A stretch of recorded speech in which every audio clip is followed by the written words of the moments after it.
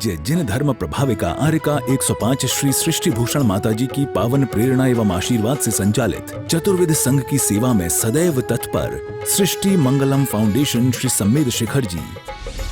सृष्टि मंगलम foundation में विगत कई वर्षों से चतुर्विध संघ आहार उपकरण आदि की व्यवस्था सुचारू रूप से की जा रही है, जिसमें त्यागी वृत्तियों की भोजन व्यवस्था भी उपलब्ध है और साथ ही पूज्य श्री सृष्टि भूषण माता जी द्वारा वैया वृत्ति, बच्चों को शिक्षा, असहाय गरीबों को उपचार एवं रोजगार प्रदान कर जन कल्याणकारी कार्य निरंतर किए जा रहे हैं। आप भी आहार दान में सहयोग प्रदान कर करें सातिशय पुण्य का अर्जन। आप अपनी सहयोग राशि दिए गए बैंक खाता विवरण में जमा करा सकते हैं।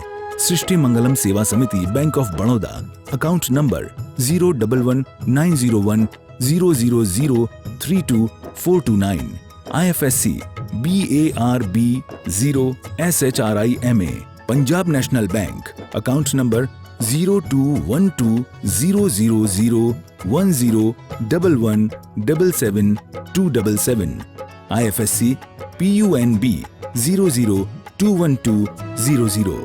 आपके द्वारा दिया गया दान आयकर की धारा 80G एवं 12A के अंतर्गत कर मुक्त रहेगा। इस पुण्यशाली योजना से जुड़ने हेतु संपर्क सूत्र। परम पूज्या जिन धर्म प्रभाविका आर्यका रत्न 105 श्री सृष्टि भूषण माता जी की मंगल प्रेरणा एवं आशीर्वाद से संचालित संस्था सृष्टि मंगलम अतिशय क्षेत्र श्री महावीर जी में चतुर्विध संघ आहार उपकरण आदि की व्यवस्था सुचारू रूप से कई वर्षों से की जा रही है, जिसमें त्यागी वृत्तियों की भोजन व्यवस्था भी उपलब्ध है। सृष्टि मंगलम श्री महावीर जी में त्यागी वृत्तियों के आहार एवं यात्रियों के ठहरने के लिए वातानुकूलित कमरे भी उपलब्ध हैं। स्थल मेन मंदिर के सामने सृष्टि मंगलम भवन। अधिक जानकारी हेतु संपर्क करें 9376571001, 9376571002, 9376571003, 7011014812। वास्तव में जिंदगी में चाहो तो तुम सोना बना लो जिंदगी को, और चाहे तो सोने में गवा दो। एक होता है सोना बना लो, एक सोने में गवा दो, क्योंकि आदमी जीते जी भी सोता है। आँख खुली रह जाती है फिर भी क्या देखता है? जो देखने आया था वो नहीं देखता है। बड़ी सुंदर कुंद स्वामी ने इस समय के लिए बात लिखी है, विवेक के लिए बात लिखी है। सम्माइठी कालम बोले वे रगणान भावेणे, मिच्छा इट्ठी कालम बांचा दुबावले सिकले। कहते हैं ये पता लगा लेना तुम सम्यक दृष्टि हो कि मिथ्या दृष्टि हो। अभी आपने सुना कि आयु बढ़ती है, जिसे आप समझते हैं वास्तव में धन तो बढ़ता है लेकिन आयु घट जाती है।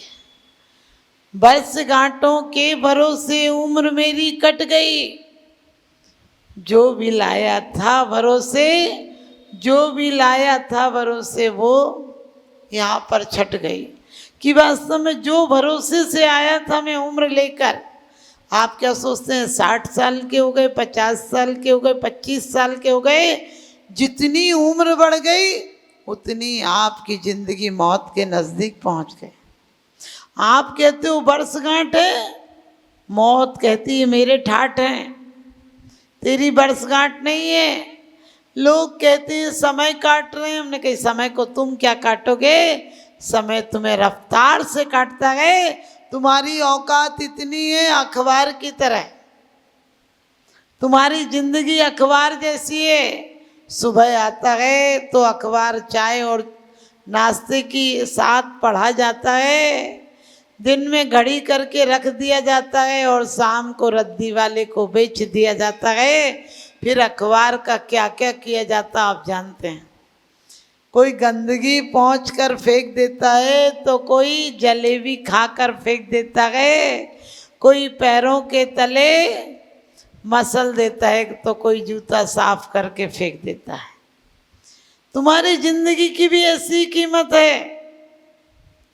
रामायण में बड़ी अच्छी चौपाई आई है, बड़ी भागी मानुष तनि पावा, सुर नर पशु सभी तरे सही आवा। बड़े भाग्य मानुष तन पावा, तुमने जिंदगी में कितनी मेहनत से दौलत जोड़ी थी और दौलत को कह रहे थे कि मेरी है, और दौलत कहती तू पागल, इतनी मेहनत करके मुझे जोड़ रहा है और तुझे छोड़कर जाना पड़ेगा, मैं यहीं पड़ी रहूंगी, मैं आज तक किसी की नहीं हुई। आप सबको पता है भरत चक्रवर्ती के कुछ मंत्रियों ने ऐसी बात कह दी थी बाहुबली से कि जाओ जाओ, कहाँ जाओगे, तपस्या करोगे तो बाहुबली को कह दिया तपस्या भी करोगे, कहाँ छोड़कर जाओगे दुनिया को। भरत चक्रवर्ती है, खड़ा तो उसी की भूमि पे रहना पड़ेगा। आहार को आओगे तो कहाँ आओगे, भरत की भूमि पर ये आहारचर्या को आना पड़ेगा, उन्हीं के राज्य में आना पड़ेगा, जाकर दिखाओ कहाँ जाओगे। और कहते हैं आप सबको शल्य तो नहीं कह सकते हैं, लेकिन इतनी सी बात भी, शल्य उसे कहते जो संक्लेश बना दे। माया मिथ्या निदान ये शल्य हैं, लेकिन बीतरागी मुनियों को शल्य नहीं होती है, मिथ्या दृष्टियों को शल्य होती है, लेकिन इतनी सी बात भी केवल ज्ञान में कारण बन गई। आप सबको पता है जब भगवान की वाणी में निकला कि भरत को कुछ विकल्प है। आपको पता है भरत ने पूछा बाहुबली को इतने दिन में केवल ज्ञान क्यों नहीं हुआ, तो केवल ज्ञान में वाणी में जर गया। लेकिन आप सोचना उन्हें कोई विकल्प नहीं था, वो तो निर्विकल्प खड़े थे, लेकिन इतनी सी बात, जरा सी बात हो जाए तो आपको पता है जीवन में परमात्मा पद नहीं पाने देती है। और आपके जीवन में भी जरा से बाल आ जाए, जरा सा बाल आ जाए, क्या होता है बच्चे, ये मेरा है ये तेरा, बच्चे कहीं से लाए थे तुम, बीच में मुसाफिर की तरह आए थे और अपने स्टेशन पर आने पर उतर जाएंगे, तुम हो डिब्बे में बैठे हो, आगे चले जाओगे। बच्चे समय से तुम्हारे माध्यम से आए थे, लेकिन उतर कर तुम्हें टाटा बाय बाय कर देंगे, तुम जाओ, तुमने कमा कर सब छोड़ के जाओ। तो भरत चक्रवर्ती ने भी जब निवेदन किया, जा वसुधा काहू की ना भई, ये पृथ्वी किसी की नहीं हुई, और कहते केवल ज्ञान हो गया। आप अंदाज लगाना, भरत को जब 3 समाचार एक साथ मिले थे, पुत्र रत्न की प्राप्ति हुई है, चक्र रत्न की प्राप्ति हुई, और कि भगवान को केवल ज्ञान की प्राप्ति हुई है।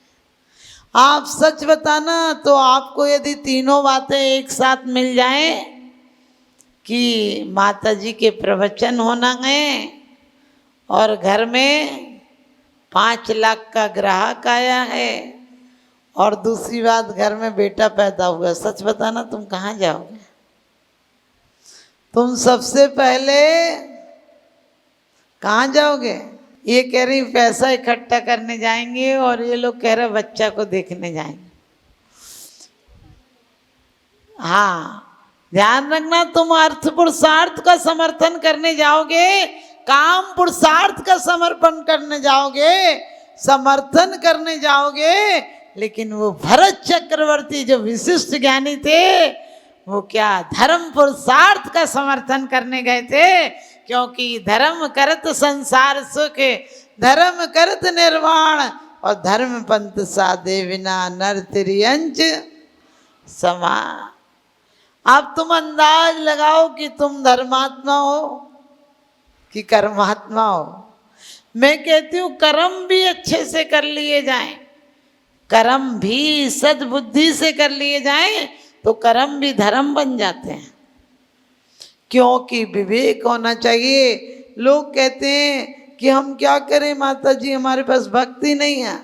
हमने कही वक्त इतना है कि तुम्हें परमात्मा बना सकता है भक्त, लेकिन तुम वक्त किस में गंवा रहे हो? कभी विचार करके देखना, बी कथाओं में वक्त गंवा रहे हो।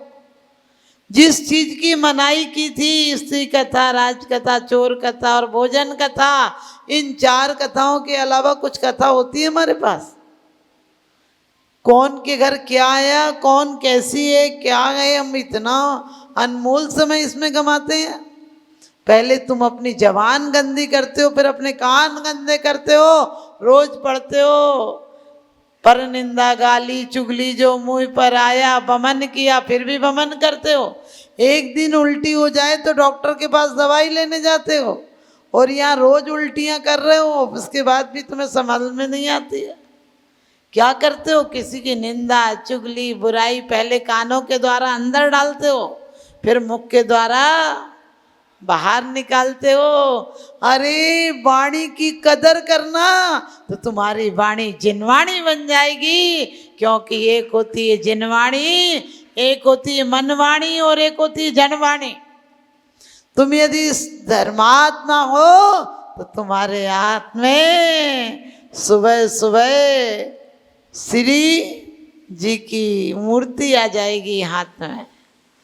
और यदि तुम, क्योंकि यदि तुम वैरागी हो तो मूर्ति आएगी, हाथों में कलसे आएंगे, और यदि रागी हो तो पत्नी का चेहरा दिखेगा, और ज़्यादा धनाकांक्षी हो तो क्या दिखेगा, सुबह सुबह मिस कॉल दिखेगी, किस किस की मिस कॉल आई है। यदि तुम्हें स्त्री से प्यार है तो तुम्हारी गति सुधरने वाली नहीं है, लेकिन तुम्हें श्री जी से प्यार है तो तुम्हारी गति नियम से सुधरेगी।